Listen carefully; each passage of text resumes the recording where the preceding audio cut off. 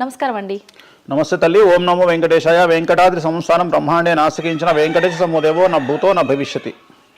ఇప్పుడు ఈ గ్రహాల మార్పుల వల్ల ఏవో రాబోతున్నాయని, మొన్న రీసెంట్గా బ్రహ్మంగారి ఇల్లు కూలింది అని, అంటే ఎక్కడ ఏ మూలన ఏం జరిగినా కూడా దాన్ని ప్రతి ఒక్కదానికి లింక్ చేసి దానివల్ల ఏదో దుష్ప్రభావాలు రాబోతున్నాయి, దీనివల్ల ఇబ్బందులు పడబోతున్నారని చెప్తున్నారు. మరి ఈ 2026 మనమైతే ఉగాది నుంచి చూసుకుంటాం, కానీ ఆంగ్ల నూతన సంవత్సరం రాబోతోంది. దీని ద్వారా మనకు ఉగాది వరకు ఈ మధ్యకాలంలో ఎలా ఉండబోతోంది, గ్రహాలు రాశుల పరంగా చూసుకుంటే, పంచభూతాల పరంగా చూసుకుంటే, తర్వాత మనకి సంవత్సరం మారిన తర్వాత ఎలా ఉండబోతోంది. 20 నిమిషాలు ఆడుకుందామనే ప్రయత్నం చేసిన నీకు ఇప్పుడు చిన్న ఫినిషింగ్ టచ్ ఇస్తా. అసలు నువ్వు జనవరి 1కు ముందు నా దగ్గరికి ఇంటర్వ్యూకి ఎందుకు వచ్చినావు? ఎందుకు రావు? ఉగాది కదా నువ్వు రావాలి. ఉగాదిది సపరేట్, అప్పుడు కొత్త పంచాంగం దృష్ట్యా ఇది సపరేట్. క్వశ్చన్ లేదు. ఎందుకని? తప్పు. దీనికి ఆన్సర్ చెప్పినాకనే ముందరకు పోవాలి మనం.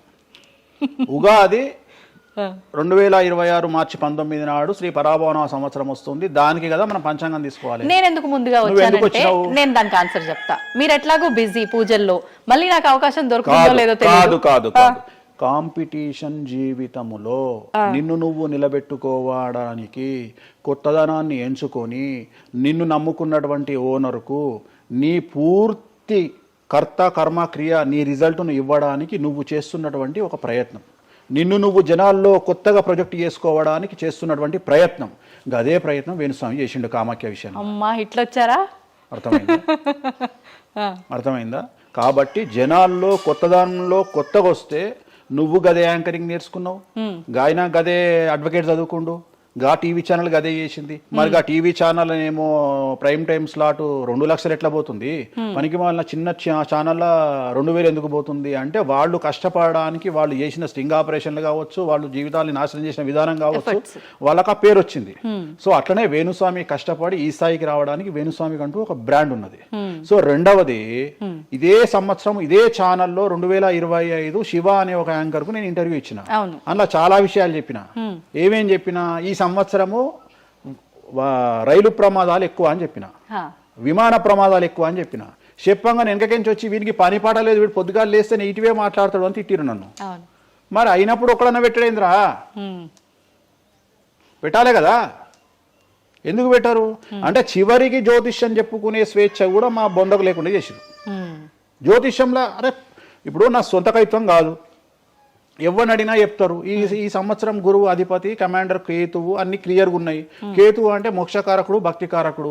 ఈ సంవత్సరం 2026లో ఎక్కడైతే జనాలు గుమిగూడు ఉంటారో అక్కడ ప్రాబ్లమ్స్ వస్తాయి.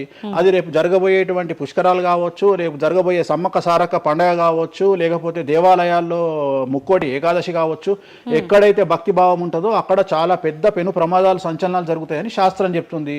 శాస్త్రం చెప్పినప్పుడు ఆ శాస్త్రాన్ని వేణుస్వామి చెప్తున్నాడు.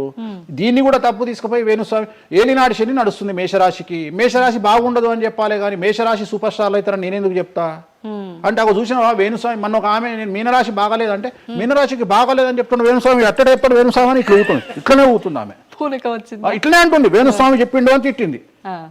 నువ్వు నమ్మవమ్మా, ఆమె అమెరికా నుండి పంచుప్రభాకర్ అని ఒక ఆయన ఉంటాడు, ఆయన తిట్టిండమ్మా ఆ బూతులు భగవంతా, నేనైతే తెల్లారి చచ్చిపోతుండే. అంటే వాళ్ళిద్దరికి ఫైటింగ్ జరిగి గదే మీనరాశి అని చెప్తున్నాను నేను. ఆమె మీనరాశి అంట, గదే మీనరాశి అంటున్నాను. అంటే నేను చెప్పేది అదే. నేను చెప్పేది ఫస్ట్ శనీశ్వరుడు కాదు, శనేశ్వరుడు. సో నెక్స్ట్ తులారాశి వారికి షష్టమ స్థానంలో శని కనిపిస్తా ఉన్నాడు. కాకపోతే గురువు విపరీత రాజయోగాన్ని ఇవ్వబోతా ఉన్నాడు. వీళ్ళకి గురు బలము మరియు దైవ బలం అనుకూలంగా ఉండడం వల్ల మీ జీవితాన్ని కొత్తగా ప్రొజెక్ట్ చేసుకునేటువంటి అవకాశం మీకు దేవుడు కల్పిస్తూ ఉన్నాడు.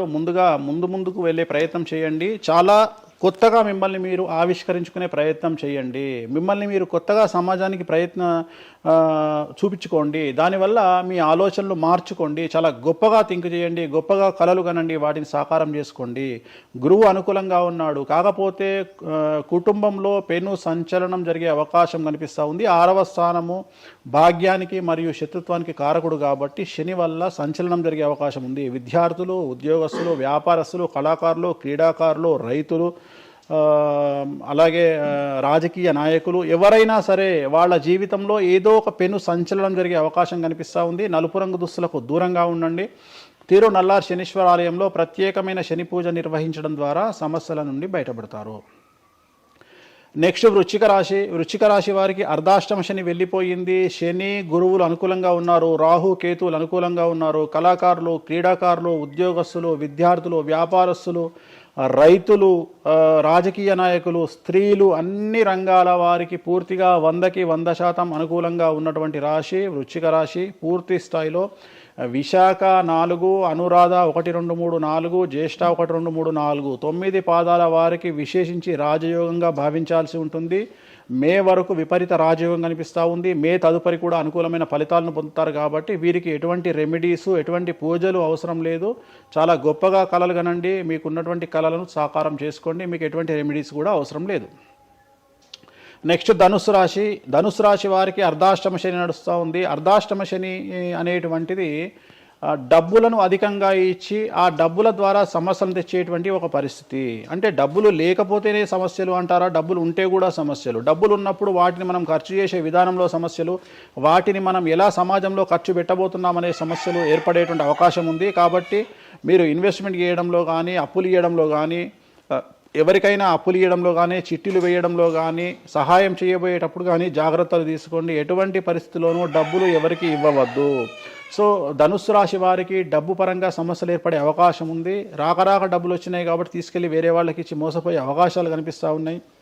ఈ ఒక్క విషయంలో ధనుస్సు రాశి వాళ్ళు జాగ్రత్తలు తీసుకుంటే విద్యార్థులకు, ఉద్యోగస్తులకు, కళాకారులకు, క్రీడాకారులకు, రాజకీయ నాయకులకు, స్త్రీలకు, వ్యాపారస్తులకు, రైతులకు, అన్ని రంగాల వారికి ఈ సంవత్సరం అనుకూలంగా ఉంటుంది.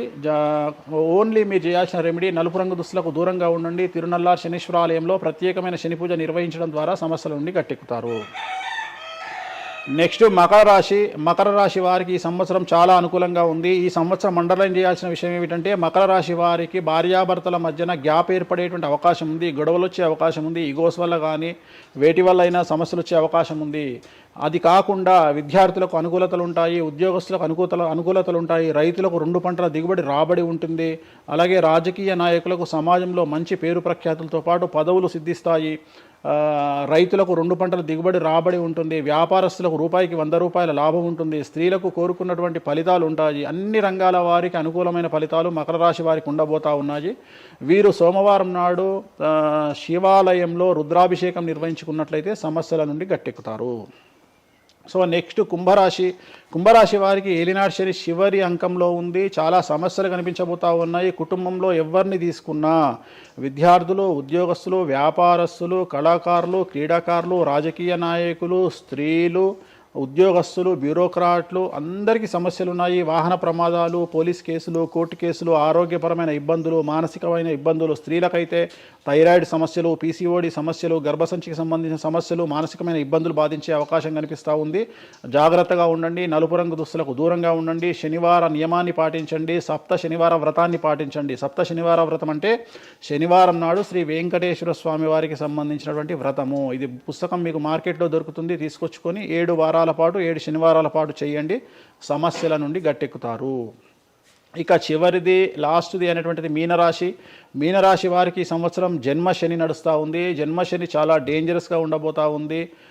ఏ రంగంలో ఉండే వారికైనా ఈ సంవత్సరం సమస్యలు తప్పవు. ఆర్థికంగా, సామాజికంగా, న్యాయపరంగా, ఆరోగ్యపరంగా, వాహన ప్రమాదాలు అవ్వచ్చు, ఆర్థికపరమైన నష్టాలు అవ్వచ్చు, పోలీస్ కేసులు అవ్వచ్చు, ఇంట్లో తల్లిదండ్రులు ఒకళ్లకు ప్రాణగండాలు అవ్వచ్చు, భార్యాభర్తల మధ్యన గొడవలు అవ్వచ్చు. మరీ ముఖ్యంగా ఈ సంవత్సరం మీనరాశి జాతకులు ఉండేటువంటి ఇళ్లలో మగవాళ్లకు సంపాదన లేకుండా ఖాళీగా ఉండడం వల్ల ఆడవాళ్లు మాత్రమే సంపాదించి, ఆడవాళ్ల ఉద్యోగంతో డబ్బులు సంపాదించి, ఆడవాళ్ల అంటే భార్యల మీదనో, ఆడవాళ్ల కూతుళ్ళ మీదనో, తల్లి మీదనో బ్రతికేటువంటి పరిస్థితి మగవాళ్లకు ఉండే అవకాశం ఉంది. కాబట్టి ఈగోలను చంపుకోండి.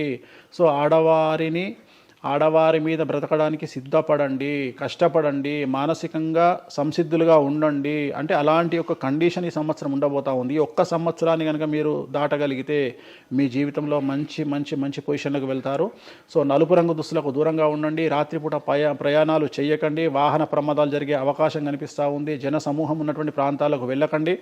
సో జాగ్రత్తలు తీసుకోండి. నలుపు రంగు దుస్తులకు దూరంగా ఉండండి. తిరునల్లార్ శనీశ్వర ఆలయంలో ప్రత్యేకమైన శని పూజ నిర్వహించడం ద్వారా సమస్యల నుండి బయటపడతారు.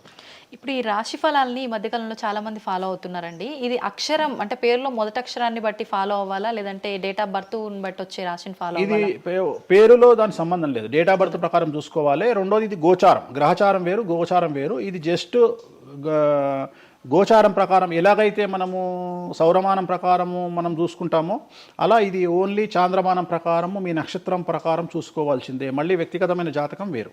అంటే ఒక 3-4 రాశులు మినహాయించి అన్ని రాశుల వారికి కొంచెం ఇబ్బందికర పరిస్థితులే ఉన్నాయి. దానికి మీరు చెప్పిన రెమెడీస్ చేసుకుంటే సరిపోతుంది. ధన్యవాదాలండి, చాలా చక్కగా వివరించారు. ఓం నమో వెంకటేశాయ.